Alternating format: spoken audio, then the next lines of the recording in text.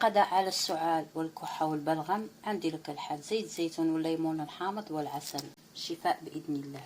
السلام عليكم. اليوم غنحضر معكم واحد الشراب خاص للكحبة وللسعال، وحتى كيطرد هاد البلغم، لان ملي كتكون فينا الكحبة كيولي الصدر عامر بالبلغم، ومجربة بإذن الله وسهلة. وكتحتاج الليمون الحامض، زيت الزيتون والعسل. يعني عندنا 3 مقادير: زيت الزيتون والعسل والليمون الحامض. على بركه الله غادي نبدا معكم. غناخذوا كميه قليله تاع يومين او تاع نهار، كل نهار بنهار يفضل.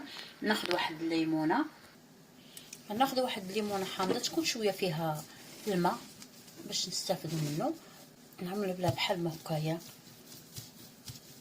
باش ترطاب لينا وتعصر لينا مزيان، ومن بعد نغسلوها عاد نعصروها.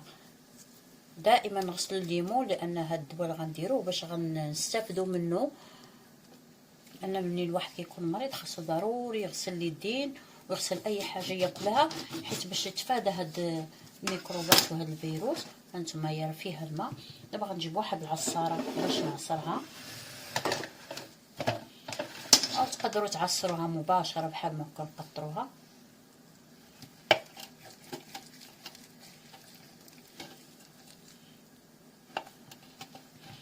دابا غنجيب واحد الشبكه باش نصفيو هاد الليمون. هذا راه ما فيش العظم، ولكن غنصفيه شويه باش ما يدوزوش لينا داك القشور ويوقفوا لينا على المعده ويغرغلوا علينا.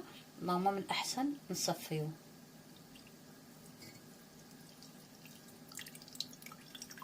نجمع فيها كميه لا باس.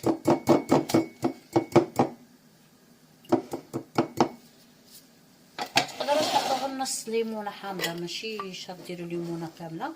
دابا غادي نكبها هنايا في هذا الكاس، في هذه القرعه اللي غادي نمزج فيها الخليط.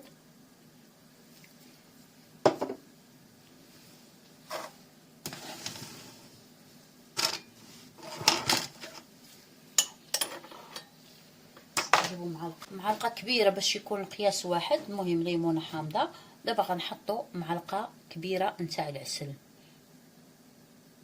يعني الدواء راه كلشي فيه الفائده، العسل مع الزيتون مع زيت الزيتون راه كلشي دواء.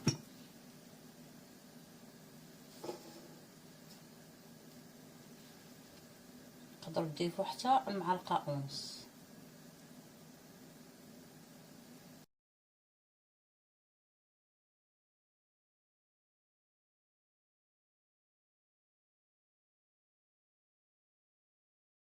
معلقه ونصف زيت الزيتون.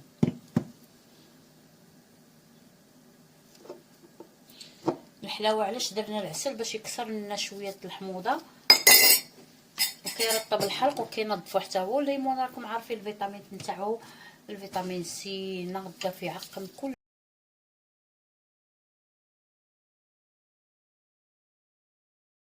زيت الزيتون والحامض وكلشي كلهم عندهم فوائد. كنشدوا القرعه بحال هكا ونحركوها مزيان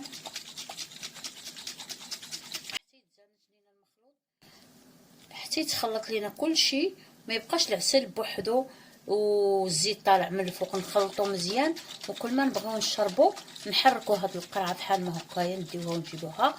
ولا بغيتو تدفيو ما يكون من الاحسن، ما بغيتوش غادي تاخدو معلقه في الصبح وفي الظهر وبالليل، بحال عندكم شي سيرو او شي شراب.